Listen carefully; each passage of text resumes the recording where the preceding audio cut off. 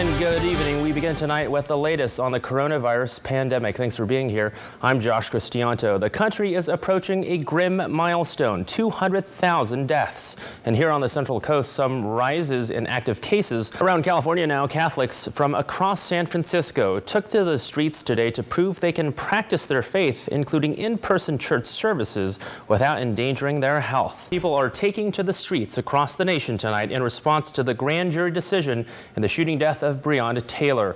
One officer was indicted for shooting into her neighbor's apartment, but the jury decided not to directly charge officers for their role in the 26-year-old's death. And two people are dead after a head-on collision on San Miguel Canyon Road near Mark Ryan Estates last night. In your crime alert, a Santa Cruz couple is in custody after police say they found heroin and a loaded firearm next to a child's desk. 29-year-old Vicky Mangana was arrested after police served a search warrant at her home on the 100 block of K Street. And a small wildfire broke out in Santa Cruz County earlier this evening, about a mile north of UC Santa Cruz. The fire started at around 4:30 this evening near Empire Grade and Heller Drive in Wilder Ranch. We're taking a look now at the current coronavirus impact on the Central Coast tonight. You had a joke earlier, right, for National Pirate Day? It was. I did have a joke. I forgot what it was. Okay. Well, it had something to do with Arby's. Oh, no, that was Alicia's. That was their favorite fast food, Arby's. There we go. And all it takes is just a little bit of pixie dust to turn Disney's popular animated film, Peter Pan, into a live-action remake. And there is troubling news about the pandemic. Over the past week, the U.S. averaged about 43,000 cases per day. That's up 25% from the average 2 weeks ago.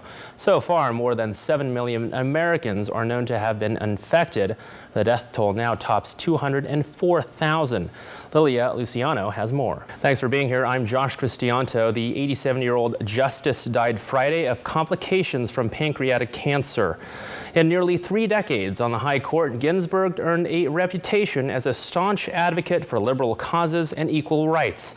She leaves behind a legacy along with her vacant seat. Now, a day after her death, a political battle is shaping up over who will name her replacement and when, all because we're so close to the election. Britt Conway has a look at the process of selecting a new Supreme Court justice. And here on the Central Coast, many locals are pausing to honor the Supreme Court icon as well. KION's Jocelyn Ortega has more on their reaction after hearing of her death. And coming up, a fierce fight over the Supreme Court following the death of Justice Ruth Bader Ginsburg. What both sides of the aisle have to say about picking a replacement. The presidential election is drawing near, and now a fierce fight over the Supreme Court following the death of Justice Ginsburg. Tonight, President Trump is pushing fast to name a successor as furious Democrats plot their moves. Paula Reed reports from the White House. President Trump announced today he's nominating Judge Amy Coney Barrett to take the seat of the late Justice Ruth Bader Ginsburg. The nomination kicks off an effort to have Judge Barrett confirmed quickly by the Senate before Election Day. Skylar Henry has more from Washington.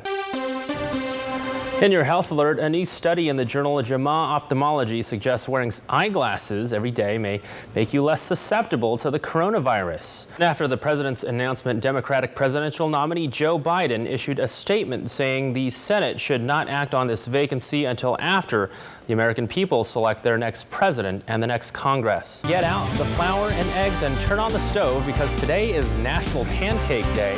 Find out how long this fluffy breakfast food has been around. With only 37 days before the November 3rd election, the New York Times has reportedly obtained a trove of tax return data belonging to President Trump. The president has long fought to keep his taxes private and says this latest round of reporting is fake news.